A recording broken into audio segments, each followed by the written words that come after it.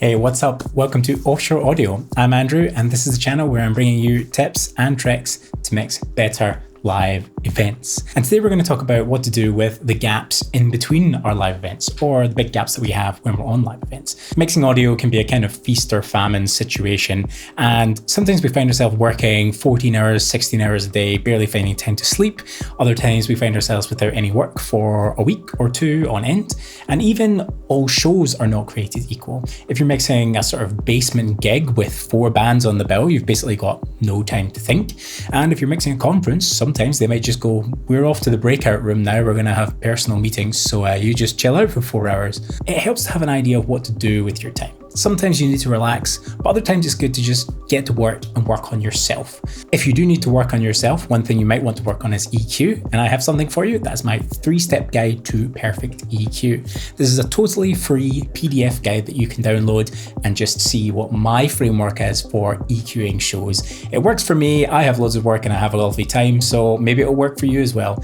Head to offshoreaudio.no/EQ. You can download that free guide there, or you can click the link in the description down below to get that free EQ guide. Without further ado, let's talk about what to do in our downtime, other than looking at that free EQ guide. Part 1, downtime during the shows, when you've got a big gap between something happening on a conference. Number 1, talk to your colleagues.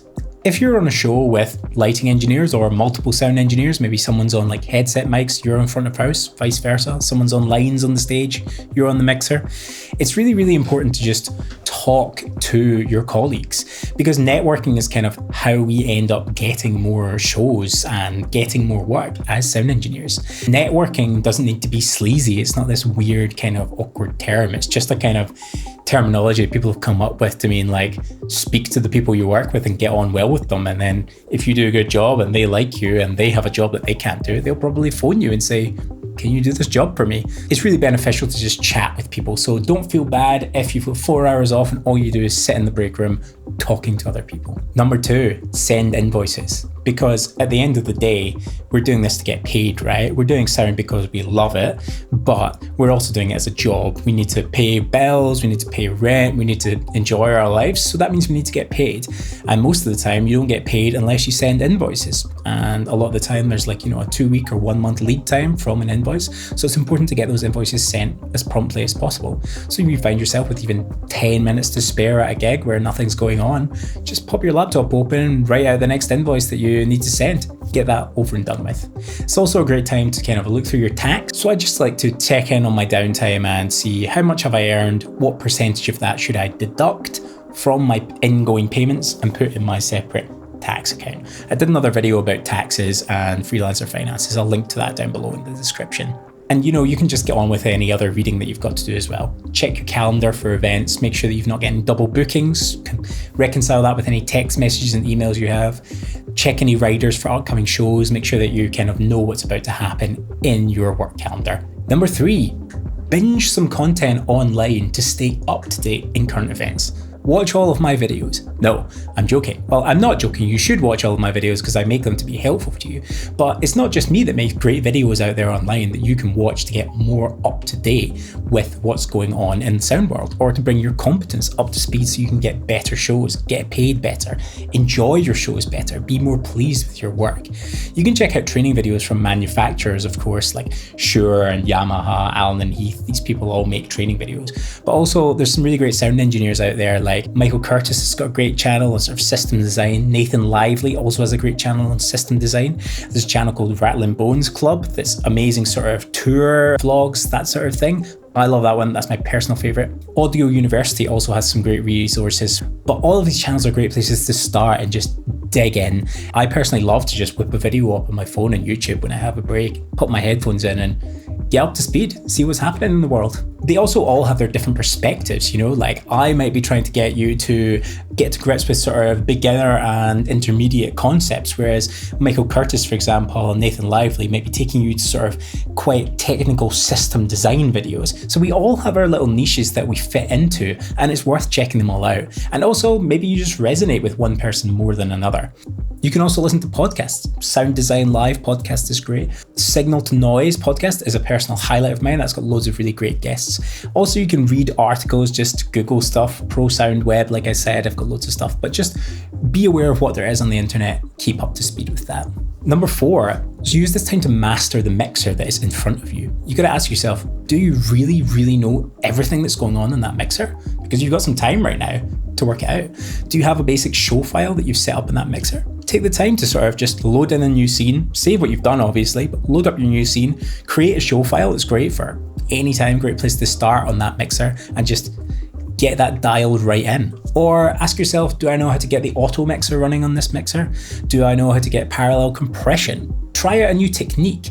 There's loads of stuff that you can learn if you just use this time to play about with the mixer and challenge yourself a little. Number 5 is, of course, master the rest of the equipment that's on this show with you, How well do you know the PA? Do you know the amplifiers that are powering the speakers? Do you know what the model of the speaker is? Do you know what the coverage angle is, What kind of zones are being covered by the PA in the audience area? Also, anything else like in-ear monitors. Do you know how all the in-ear monitoring system works? Are you aware of how to use wireless workbench and coordinate wireless frequencies? Spend some time on your downtime getting to know all of the equipment that is around you and furthering your knowledge. Part 2 is what to do between shows when you've got a long stretch of time between gigs. If you've got some downtime, you've got a week or two.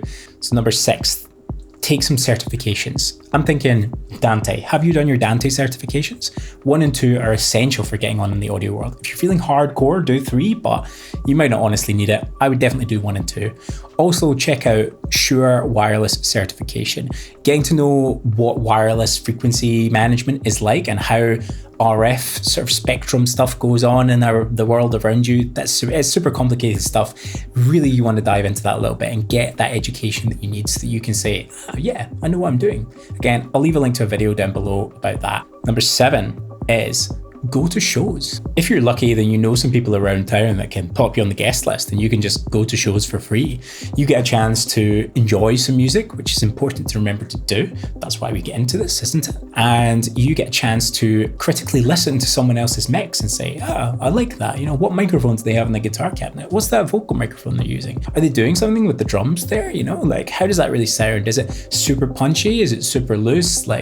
What is it that you like about this mix and what are you going to do on your next mix? Or, if you're not in that world of mixing bands yet and you want to get into it, then go to smaller shows and say hello to people, pick your timing, don't be weird, just go up, say hello, maybe have a question.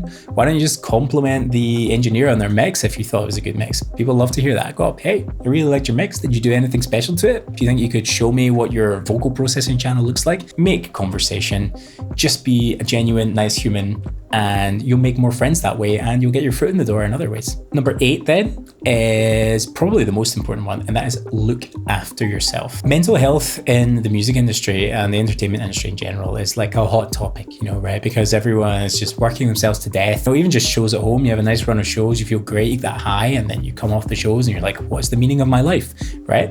Resonate with anyone?